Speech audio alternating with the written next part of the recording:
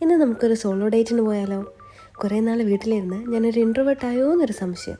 അതിനുവേണ്ടി പഴയ ബാഗെല്ലാം പൊടുത്തിട്ട് എടുക്കുന്നതാണ് നിങ്ങളീ കാണുന്നത്. ഹാവോ, ഇപ്പം മൊത്തം കൺഫ്യൂഷനായി. ഫൈനലി നമ്മളൊരു ചെറിയ ബാഗ് കണ്ടുപിടിച്ചു. നമുക്ക് അധിക സാധനമൊന്നും ഇല്ലല്ലോ.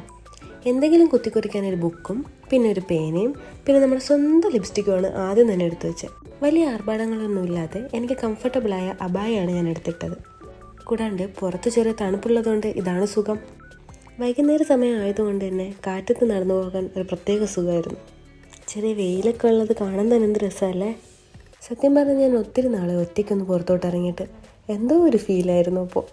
അങ്ങനെ നമ്മൾ നമ്മുടെ പാർക്കിലെത്തി. ഇനി ഒരു സ്ഥലം ഫൈൻഡ് ചെയ്യുന്നതാണ് നിങ്ങളിപ്പോൾ കണ്ടുകൊണ്ടിരിക്കുന്നത്. അങ്ങനെ ഫൈനലി ഒരു സ്ഥലം കണ്ടുപിടിച്ച്.